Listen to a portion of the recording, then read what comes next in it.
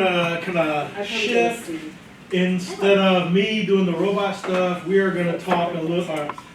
Ladies are going to talk about research updates and the webpage. Then when you're done, then we'll jump back to my robot and kind of do these things. So, ladies. All right, awesome, thank you. As Jessica mentioned, I'm Diane. I've been in a couple of classrooms and I met some of you for the first time very briefly over the summer, so reintroducing again. This is my second year in my postdoc here at Georgia Tech, but I'm coming from like high school mathematics classroom experience, and from that went into my PhD, and now I'm here, very excited, and which leads me to the research updates. So the purpose of the first set of check-ins is just for us to get a feel for what the classroom experience is like as students are taking in the curriculum as it's being taught. It is certainly not to try to figure out what you are doing per se, but just for us to get an observation of what the classroom experience is like, the teaching and the learning. So we are literally like a fly on the wall.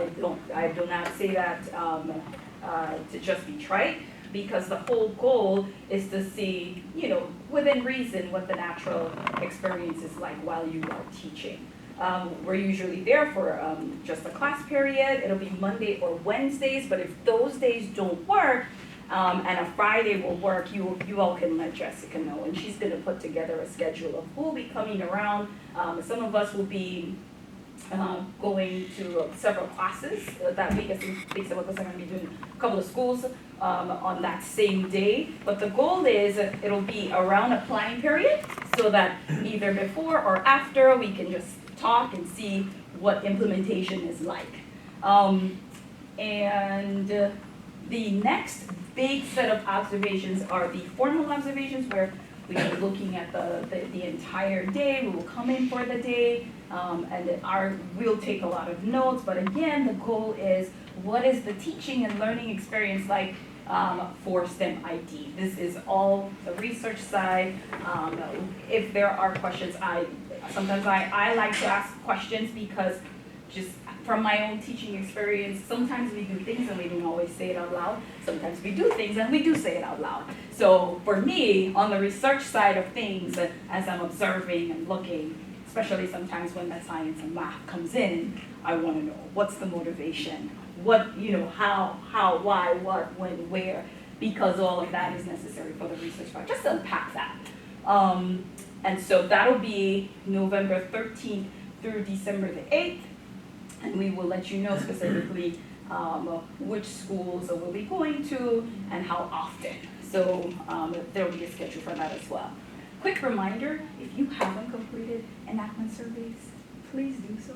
That would be really good for us to know where everyone is at, especially as we begin those short observations.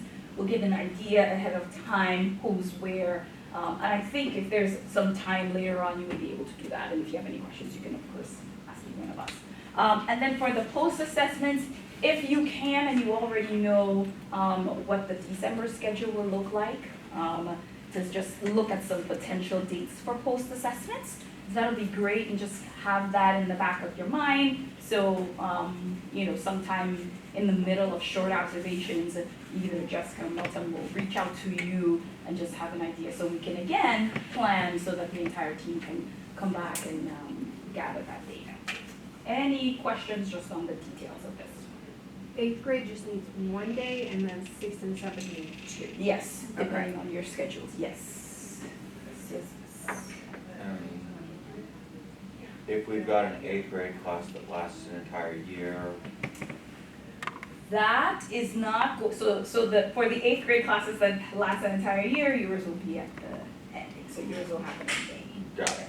But still the two, my 6th and 7th are still one semester. If you're 6th and 7th, so then those will be. Those two will still do this schedule. Yes, you will still go through that schedule, because that's how it always has been, right? 8th grade is a year, 6th and 7th per semester. At Trickham, yes, for everybody. Yeah. But for Trickham, prior to this year, 6th grade, 7th grade, 8th grade were year Year, long. that's what I thought, Yeah. so this is new, okay. Yeah, this is new for this year. That's why. So the county's introduced finals Yes, for 6th and 7th. yes, yes. And we were no longer able to drag it across. Yeah. Yeah. As you know, those dates for finals less low, so we can plan when to come and be and stuff. And I'm on the research team, so I'll be coming out to your schools. Yes. Some of your schools. And if you want me to come out, just to come out, or whatever, for whatever reason, just impromptu stuff, let me know. Please, that's I'll great. be happy to come around, see what you got, and or answer questions, or just whatever. It's a good thing about this curriculum and this research team, that it's not just about research, we are really focused on teaching and learning. And so, at any point in time, someone can be of help, whether it's on the implementation side or bouncing ideas off of us, we are here for you. Alright. What was the reasoning behind 8th grade for 1 day, 6th and 7th, 2 days? What was- Because I think you can correct me if I'm wrong about why 8th grade's only 1 day, because 8th grade will be going to high school and no longer part of the program, where 6th grade and 7th graders can be potentially continuing Yes, in the so program. it's the data collection process with 8th grade, they won't be continuing, so we want to know how 6th and 7th grade will progress.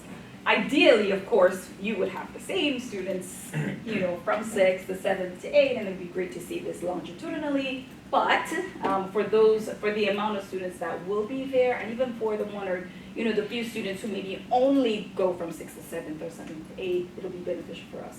But for 8th grade, we won't be able to collect any more data for them after. All right. Hi, I'm the website lead person from the summer. I just wanted to take this opportunity to sort of just share what we're doing with the website. Just because I know that you're on the website a lot, and as you are using the website to implement, we're also making updates as we go along through the semester as well, as we get feedback and we find little errors here and there. And so just wanted to give you an idea of what is going on with the website. Yeah, just in case you see updates that you haven't seen the day before or something. So the website it had from the older version, the initial version, we did what I would just call a website revamp starting early this year in spring 2023. And we sort of did a redesign, and we moved all the content over, and we're trying to figure out what is the best way to for users to access the website and the resources might be more user friendly. And so that is why in the summer I had asked for volunteers to participate in what is called a user study, so that we could get more insight into how the actual users are using the website. That was revamped.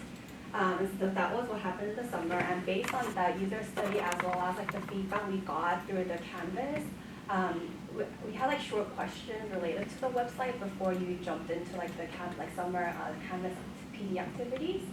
So based on those data and just based on feedback we heard in the PD sessions, we made note of that, and we've been making updates since then, as well as inserting in new content, because as we know we have the new Insectobot, and a lot of the lesson content changed. And so that's what we're currently doing right now, making updates to that. And in the fall, which is now until the end of the semester, we'll continue doing that.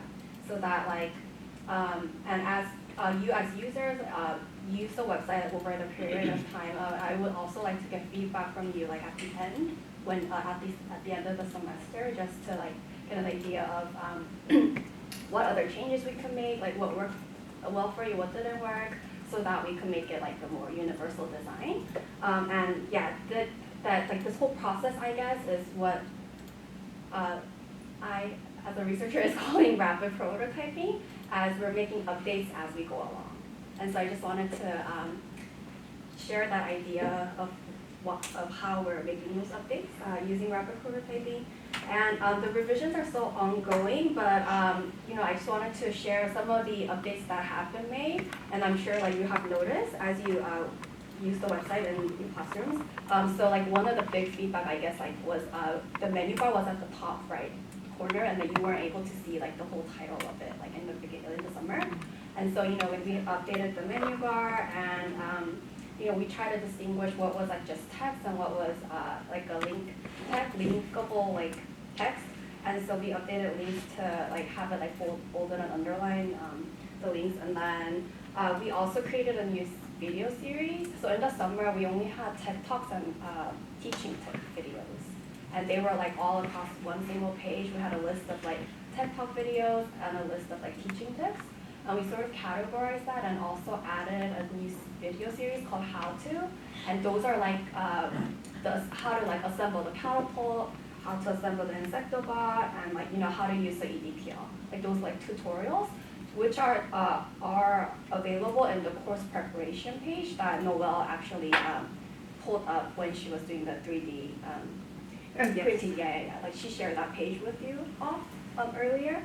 That's where like, it's called like course preparation files, but it's basically, you know, before you get started with the curriculum, there are resources that you could like prepare for like in advance, so like in the summer or, so yeah, and also like we had like some feedback, you know, wanting like the whole, like a way to download all the classroom materials, like the PDFs that are like scattered across the lessons. And so we have a link also, I think in the course preparation file and at the introduction of each grade, a zip file link where you could just click and download all the files related to that grade level. So you'll find one for like 6th, 7th, and 8th grade.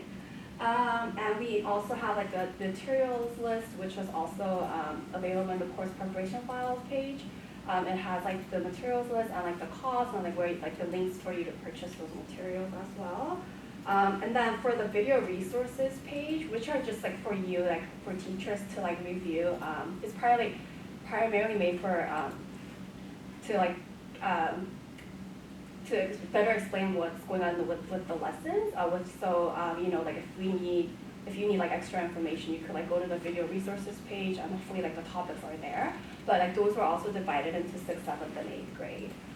So at each page, and then for each video, it also has a link to like which activity the video is connected to. So yeah, I just wanted to. I think those are like the big updates that we've made, and we've been making like little updates here and there. And like we do have like new videos that we've added aside from the how to, like even in the teaching tips and the TED Talks. But yeah, like when you get a chance, if you just want to like review the videos and like let Brian know like what, you know, questions you might have, I think we could work to like add more resources, and not just videos, even like other like, you know, if you need like an extra like supplemental like resource, like a video to show a class, or like an extra like, website or anything. Like if you have any ideas, just let us know as well. Like I said before, it's like you realize this, like, oh, I wish I had a video how to do this, or I need instructions how to do this, Yeah. or whatever. Let us know, and we'll see if we can get it in. Even Yes. little things like what you were just showing us with Illustrator, the videos that we walk through together with the kids. Yeah, we can. Jennifer has those links, so she can get those out, or I can have them, and she can do that, and I'll put those videos Yeah, to. if the author is willing to share them on the website. Huh? If the author is Yes. willing to share them on the website. Yes. Right. Yeah, so you're all Yes, part you of go- the yes, rapid you go bill prototyping for process. subscriptions as if you're you going through. So, a lot of the PowerPoint or the PDFs I've had to convert into some sort of digital form in Google. And Because you're using Google Classroom? yeah, so I'm using Google Classroom for one. My 8th grade, I have a blind student, so like everything needs to be digital for me to make it easy rather than complicated. I stay away from paper.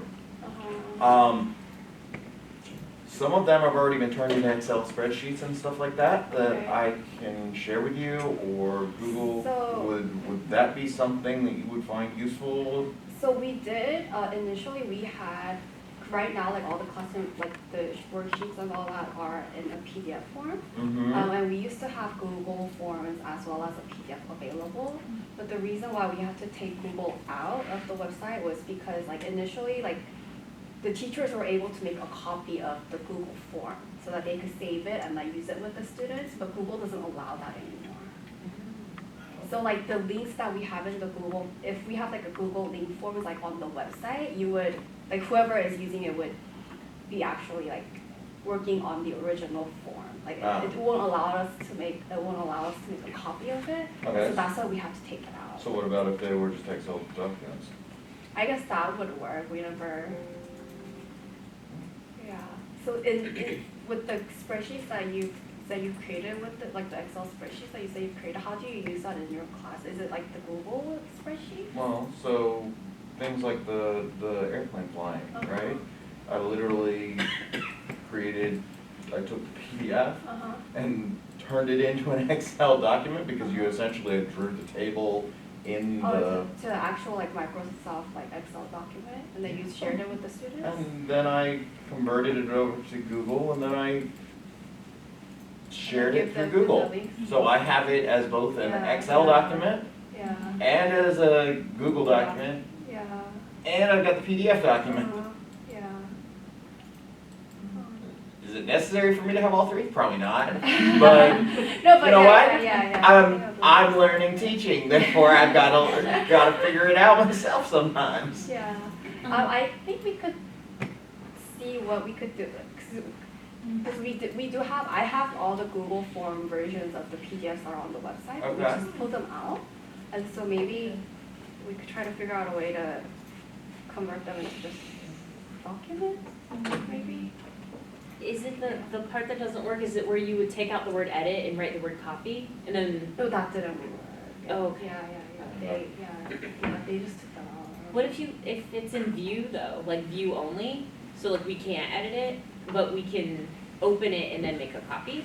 Open it and, yeah. Oh, yeah, sometimes I set it to view, if Yeah. I'm sending Yeah. it to someone, I'll say, Mhm. they can't edit it, but they can view it, and then once they open that view link, And then you there's a copy. Right. It's just like a Oh, manual yeah. step, but it would preserve the original but still have the Right. formatting. Oh, yeah, I think that would work. Yeah. Because Yeah. if you got digital versions, I would say Yeah, it's we do trouble have, having we have to them all. recreate them. Yeah, we don't have to recreate, we have them all, so. A lot of them are PDFs too. Sometimes what I do is I'm looking on the website and I'll see like some directions. It's not necessarily on a document, but it's like on the web nice view. And I've copied and pasted onto a document to give the kids. So even, I'll try to look at it when it says teacher. I'll try to pull that out, but sometimes I'm like, to give my kids, my leaders that are gonna kind of lead the class along, I kind of like just go ahead and give all the kids a copy of that and say, look, here's what we're doing. So I can always point back to it. I can say, look, do this, this, this. If somebody internally has access to all those kind of prompts that you have, if that was on a 50-page document, once I find it, I could just copy it and paste it, if that makes sense. If it's Oh, okay. the text that you The use, actual. yeah, so when you go to the web page, you have like some nice, hey, you're fixing to do blah, blah, blah, blah, blah, blah. If I could have that in a document, like a Word document or a Google Doc, and I could just copy it and post it on my little worksheet I'm gonna give the kids. I see, okay. Or even an editable file, because a lot of them are PDFs, right? So it's like, if I'm gonna have them do it digitally, they're gonna have to put the answer somewhere else, right? Because they can't type in the PDF. But whoever has because all those tabs are helpful in organizing, but for me to go in each day and like click on 3 different tabs and say, oh, I want this piece, and put it on my sheet, somebody might already have the text to that. It's like, here it is, and we just put it on. So I have a central place I can go look at that document, find the text I want, put it on a sheet, and hit print 30 or 80 times, and the kids kind of have those instructions, even though I know it's for the teacher. It helps those kids to kind of be my leaders and like, hey, what am I supposed to do? Hey, look at that, read this stuff. Oh, okay. That's good feedback, thank you. Yeah, I'll look into that. Just I'll look one into document that, and that then I'll exists. also look into the, I think we could do a view only. Yeah. Make it, yeah. And if you can't, just share the view-only views Yes, for yes, us. yes, Like, yes. direct. Okay. Yes, as always, if you think of more ideas or whatever, just let us know and see what we can do. You can have different tabs. Okay, let me before we get into the robot, I wanted to kind of share with one of the things that we've talked about, a new air distribution system. So kind of to show you what exactly that means. So one of the problems that we've had with the catapult is the kids have a hard time pumping the bicycle pumps and stuff. So we designed a air distribution system using manifolds. So what this would be, that this end would screw directly into your compressor, or a compressor. And those usually cost X amount of dollars, but Tim found another one at Home Depot that is significantly cheaper that we're looking at to see, does it have enough oomph? Because this part would go into your, and we've tested this out on a pancake compressor, round. Anyhow, so this is what your air distribution system looks like. But what it does, what you would do, the change that you would have to do is initially, this is a Schrader valve. You would have to take the Schrader valve off and replace it with this push connect. So now, this just pushes in, push connect. So now I can distribute the air to 10 catapults with one compressor, with one air source, instead of having kids popping a vein in the forehead, trying to do bicycle pumps and, falling over and lack of upper body strength and all that foolishness. We have this. And I have 4 already ready to be distributed if you have a compressor. If you have a compressor, I can give you a bag and say, here you go, the instructions of how to put it together is on the web already. It's definitely modifiable. This has enough for 10. If you want to use for 5, you can. The pack comes with caps to seal the ends and so on. It's fairly simple to put together, but it's a solution to the bicycle pump. And if this compressor that Tim found works, it has enough oomph for $35, that would be better than $130 for a pancake compressor. But I know some of y'all already have. That's when early into the summer, beginning of the year, I was coming around, do you have a compressor? This is why. Because we were in the process of designing this. So this will stretch out. So this arrangement, and to get this undone, you have to push the black lid down, and it just pulls out. And so So it's very simple. It's basically, it's the same kind of mechanisms that you already have push connects already in your catapult. We're just changing the Schrader valve out for a push connect with this cable. So this should be big enough to connect to your compressor and stretch out in your classroom. You may need a book bag or a book to kind of hold it from coiling up. But still, this will allow you to hallway, classroom, to address all catapults from one pressure source. So those quick release valves, I'm assuming they're sealed when they're not attached to something? Mm-hmm. Okay. And is there I think, I don't remember,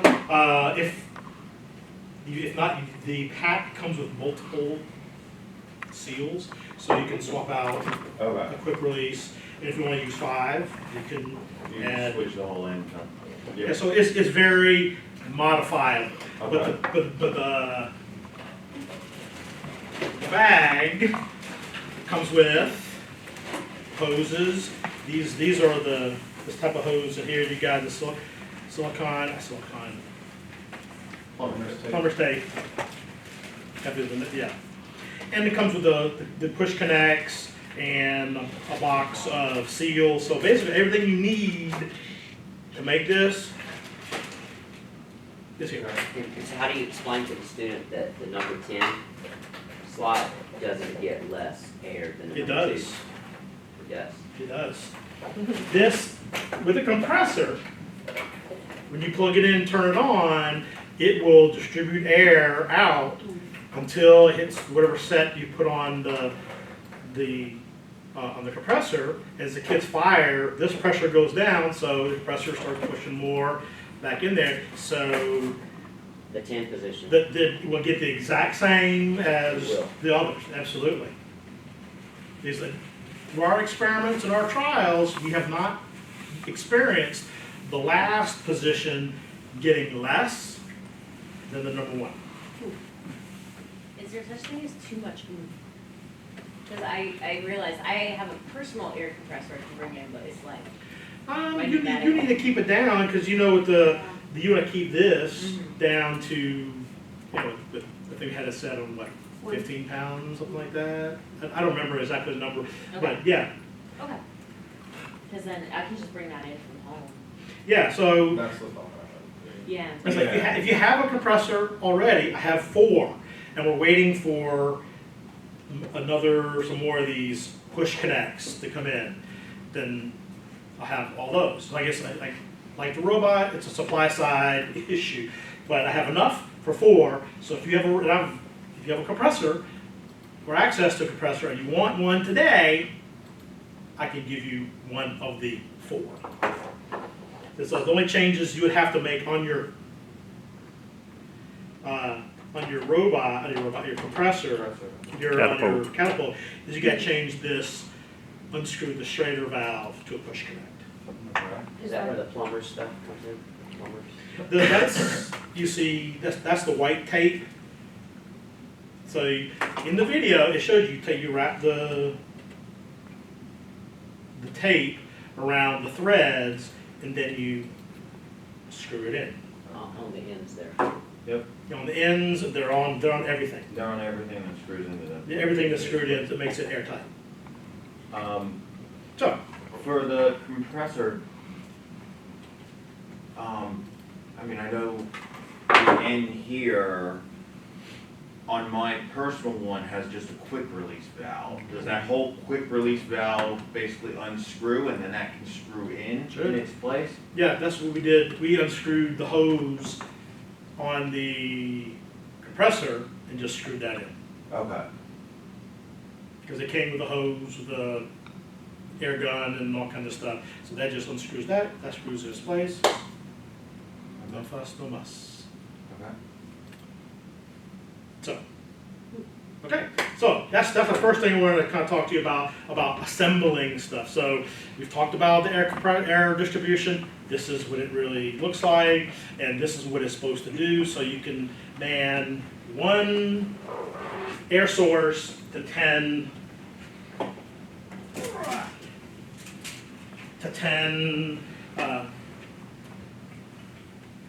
catapults.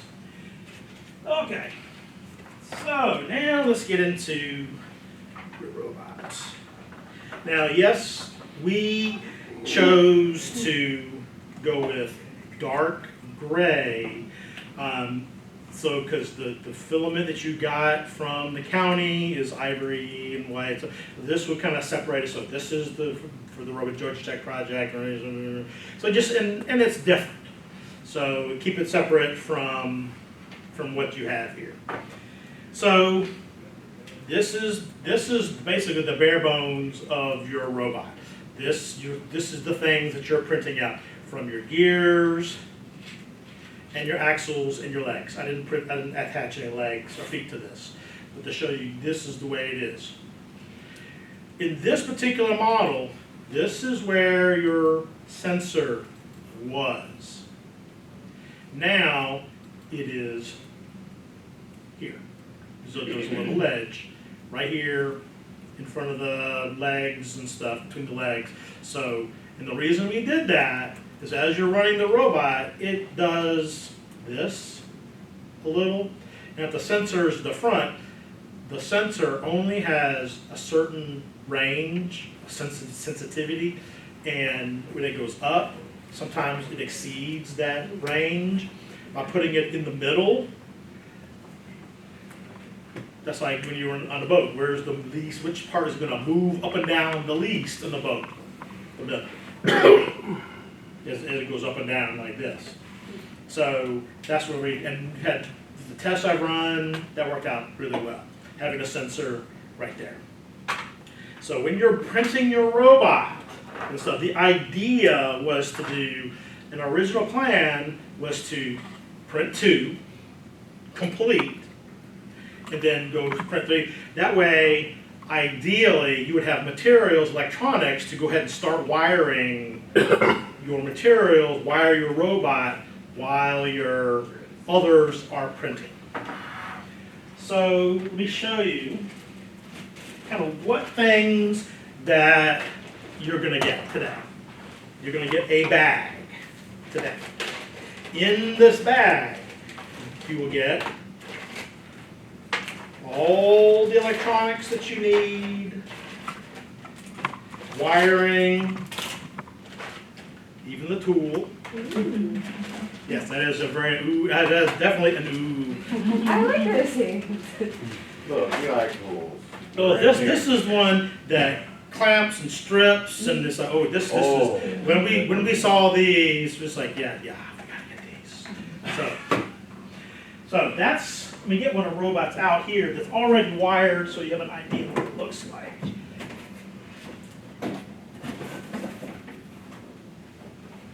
And these are the ones I use to make. So are these the ones with the sensor move now? Yes, you can see the sensor right there. Okay, that's how you build a platform then. Yep, so it's all good to go. And here's another one, so you want to pass that around, kind of look at it and stuff. Now, what are you getting today in your box here? So you're going to get, in this little box, it's going to have your microbit breakout board, and your sensor module. That should be in your little bag here.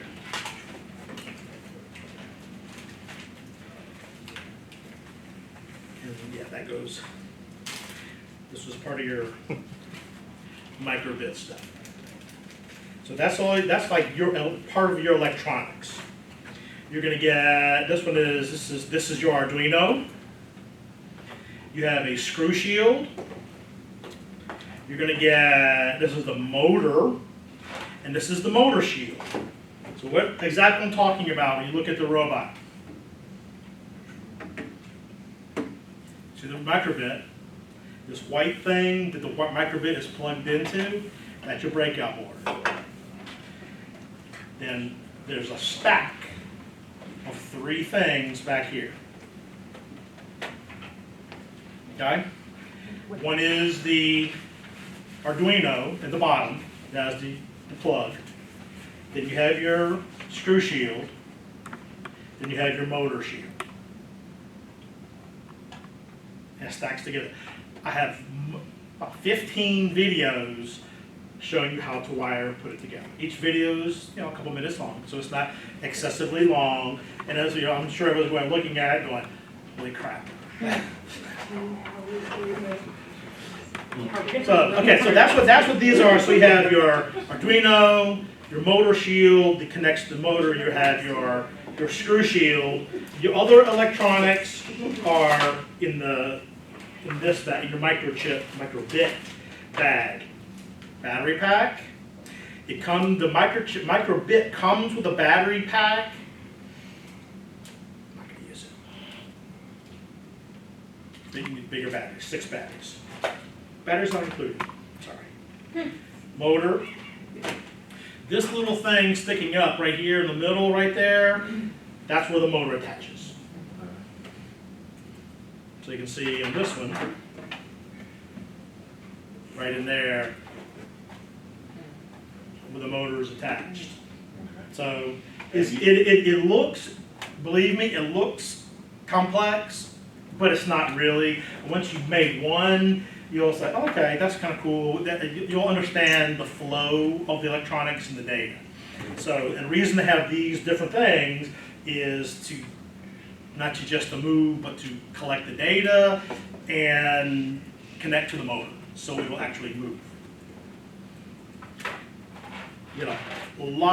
These are these blue splice caps. A lot of them.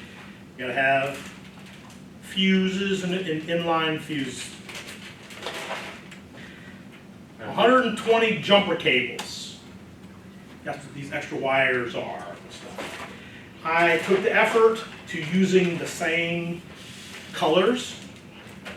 So as you're putting together, you'll talk about the black wire from here, the red wire from here, the green wire, the yellow wire. The only time you get to a lot of different colors of wiring is when we talk about the motor. Because you have red, black, yellow, green, blue, and white. Most everywhere else is going to be green, red, or black. So that's to let you know that everybody will get one bag. That's all the electronics that you need for one robot. Casey and Monica, you will get. You Woohoo! can have that already. Thank you, it's Christmas.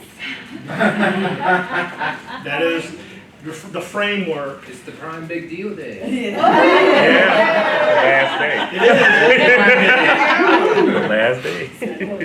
So everyone will get that, and I'm in the process of printing more of these, and as more, I'll bring them out to you, and as more electronics and stuff comes from the suppliers, those will be delivered out to you. I have taken the liberty to removing 1 microbit from everybody's box.